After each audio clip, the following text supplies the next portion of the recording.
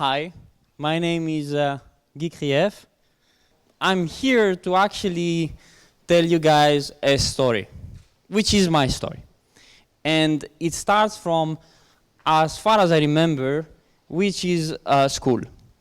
And to be honest, I never really had fun at school. It was just something very, very painful for me. I did not understand the point. I mean, I was going there, and they were trying to teach me things I thought were quite uninteresting. And the other thing that was weird were my grades. So those were my typical grades throughout the year, which got my mom and my teachers very worried. Basically, I was started the year by being the last in school. By the way, the French educational system is a very kind of elitist one. You're either the first or the last. Everything in between doesn't matter. If you're the last, everybody is gonna we're gonna put you aside.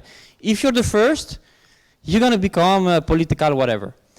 So I was going between first and last. So it got a few people worried, and they took me to doctors. That was my mom, seeing my grades. And they took me to a kind of a special doctor, and I got diagnosed with attention deficit disorder, which at the time sounded very scary. I really thought I was doing something wrong. And to be honest, the real thing behind that, I don't have attention disorder. At least I hope I don't, but it turns out I think I don't.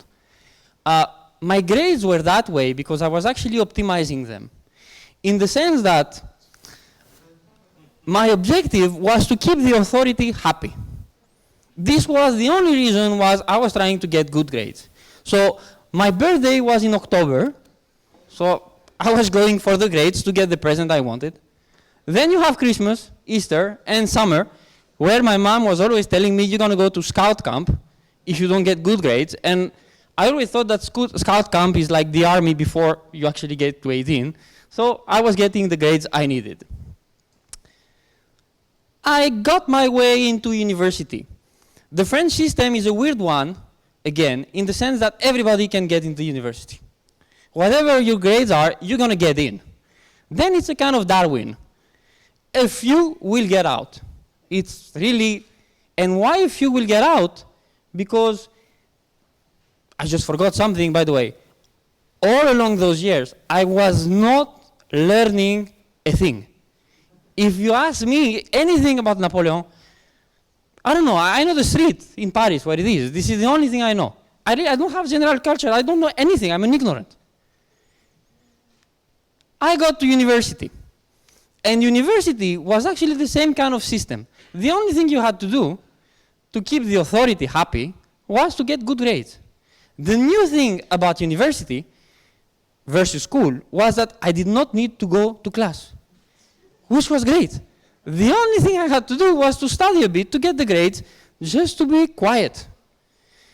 And that left me with a lot of free time. And I started doing stuff. When I say stuff, I really went off the path. I started making bread. I mean it. Bread with everything I could find. Honey bread, walnut bread. I tried bread with alcohol. I tried to make some bread with kind of forbidden substances, a variant of the cake.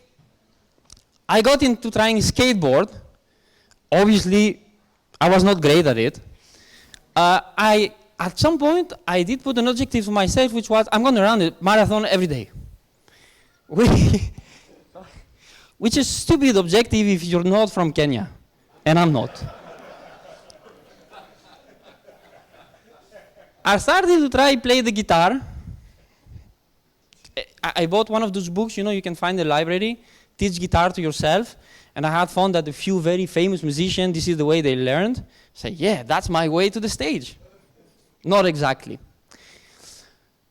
And one of those activities was that at some point I started writing jokes on my computer. Every day I was just writing jokes. And I was sending those jokes to some friends of mine via fax. Yes, I'm 35, so back then it was the fax. no email. And I was starting to sending everyday jokes to friends. 7 p.m. I had to send my daily jokes. And at some point, I get a call from a friend of a friend telling me, hey, I'm doing an internship in a famous French TV station, Canal+, and they really like what you're writing. They'd like to talk with you. Whoa. Okay. So I went there, and just to go to the point, I found myself writing, being a comedy writer for the most famous French TV show called Nulle Part Ailleurs. 21, and suddenly I find myself making more money than my dad, my mom, and actually my entire family. And the money is not the point here. The point is that for the first time, I'm doing something that I enjoy, and I am actually getting rewarded for it. And that's really cool. It sounds, it feels good.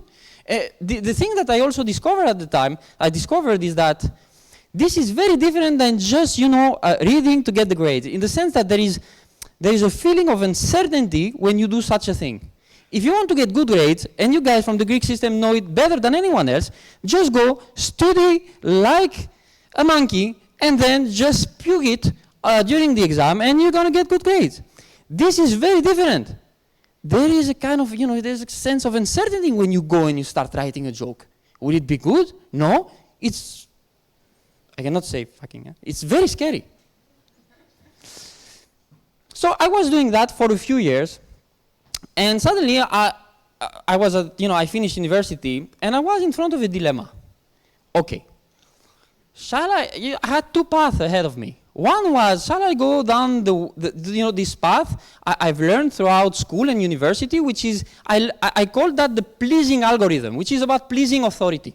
You do something that has a set of well-defined action, you know what's going to be the result of it, and everybody is happy. The downside of that is it's really boring. The other one, the actions are not so well defined. The results are unpredictable, but you really have a good time.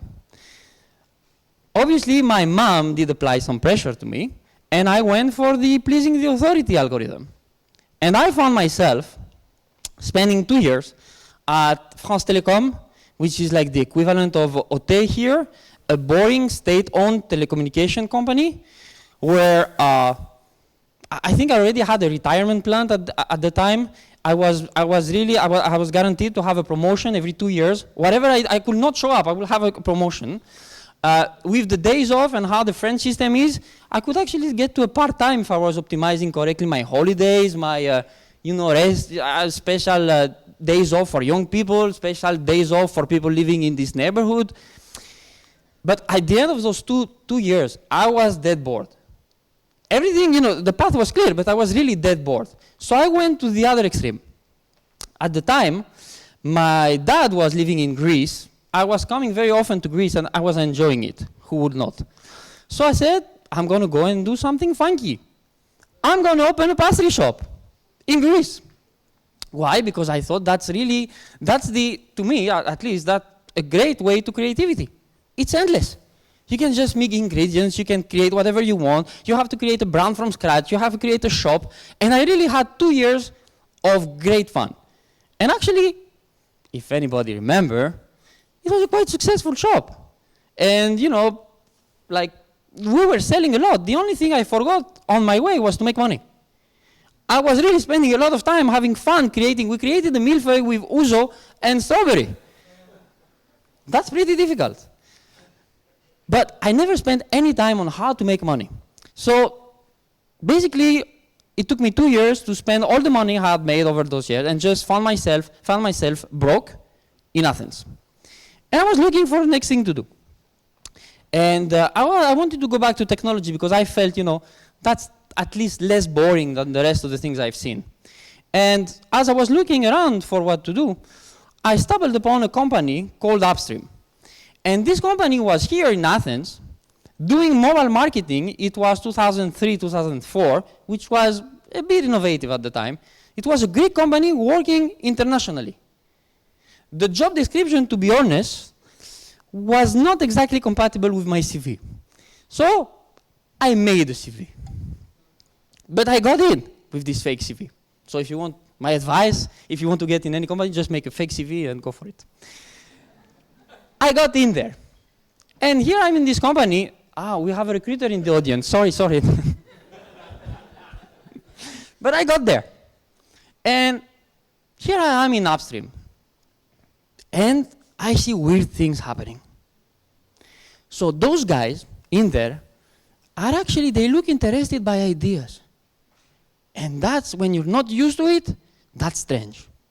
In the sense that there are two guys especially who start sending me emails about ideas they have, or actually responds to the emails about ideas that I have. And we start having long email thread about those ideas. My first reaction was, this is a trap. Whoa. Either they want to check if I'm really working, or those two guys are just trying, to find ideas to make, to go, just to quit and, fund their company. At the time, I did not know that was actually the two founders and owner of the company I was working for.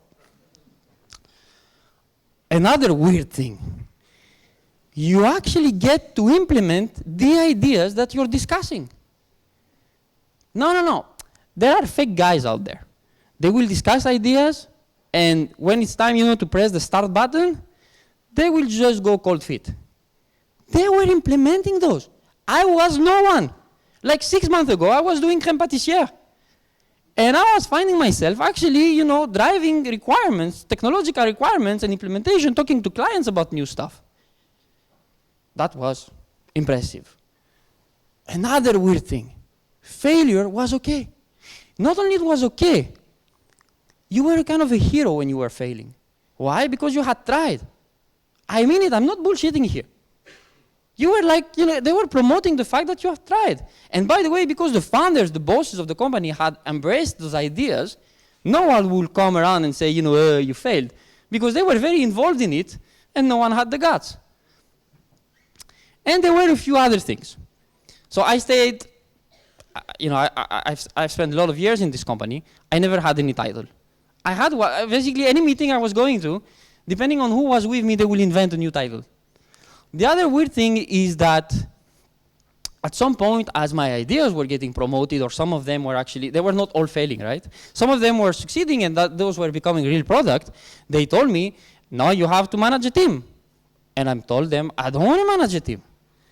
Because I think that if I start spending time on everybody's holidays, and if they feel happy, if they feel, I won't have time to think.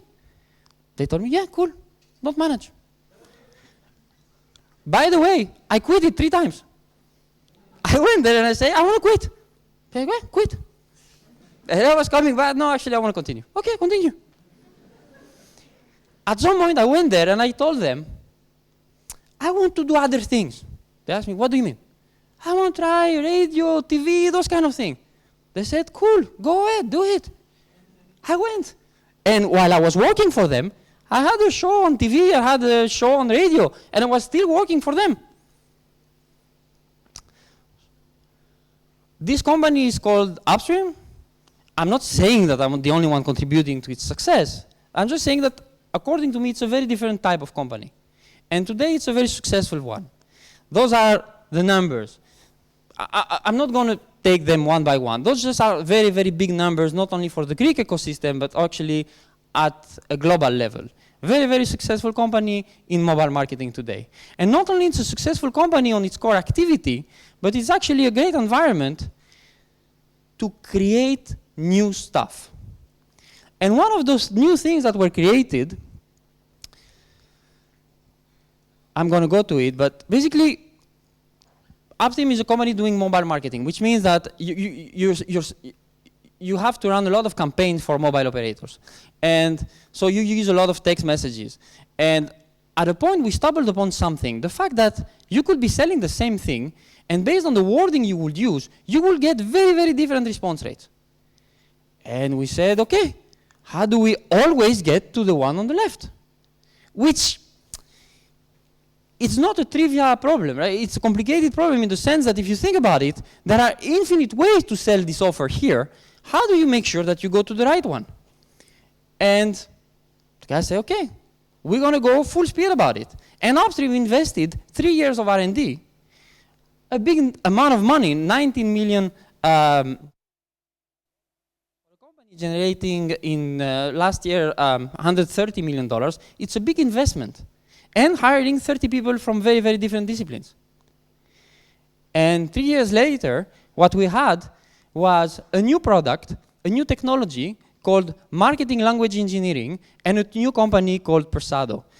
To explain it very quickly, what this company does basically is we use semantical algorithm and statistical algorithm to very, very quickly go to the very, very best response rate for any digital marketing message. So if there is a banner, if there is an email, if there is a web page, we use initially semantical algorithm to generate all the possible variation of it and model them semantically, and then we use statistical algorithm to very quickly converge to the very best one. The way we say it is we use math and big data to unlock the DNA of selling online. Just to show off, but this started here in Greece. Today, those are some of our clients. Skype, American Express, Verizon. Clients today using this technology. A few months ago, we raised $15 million from the US venture firm Bain Capital. We're going to use this money. Basically, we moved our headquarters to New York. We were investing in R&D and a series of other things. By the way, because we're going to be discussing about investment later, the thing that you get with an investor such as Bain is not only the amount of money, is actually suddenly the access to clients, the access to a great name to be able to recruit, and obviously all their great experience in taking companies from the early stages where we are to way bigger companies. So, out of all of that, my take. The first take is on a more kind of how, at some point, I talked about those two algorithms, the pleasing the authority and the fun one. And my first point is, I believe that the two are actually interdependent, in the sense that when I went to build a pastry shop, I obviously spent zero time on the pleasing the authority algorithm, and I just failed miserably. What I mean is that a company like Upstream, for example, is actually providing the ecosystem so that new things can be born. They're providing the right infrastructure. And I believe that for great things to actually get developed and start, you need both. And that is the stories of many founders. When you have a CTO and a CTO, that's usually, very often, this is actually the profile. And last thing, that's actually, this is still me. This is still like my grades, in the sense that I still have really bad days. There are days where I don't work at all. There are days where I get into Skype meetings and I just put everything on mute, and if they caught me, they understand that I'm not listening to the thing they're saying, I just blame it on Skype. Very easy, it never works. I just don't like meetings. Another thing is, when I really want to have fun, I spend a day replying to a Nigerian scam trying to extort me money. You should try, it's very funny. You reply, they reply, you reply, really fun. And on other days or nights, we actually work very hard. But this got me actually, what I'm trying to say here is that I personally believe that everybody needs to find its right ecosystem. And I wish to anybody who is having this kind of path to actually find something like Upstream, and you should not force force yourself to change, because your real potential, I believe, is in what you really are. So I don't have a slide, thank you, but I really mean it. Thanks for listening.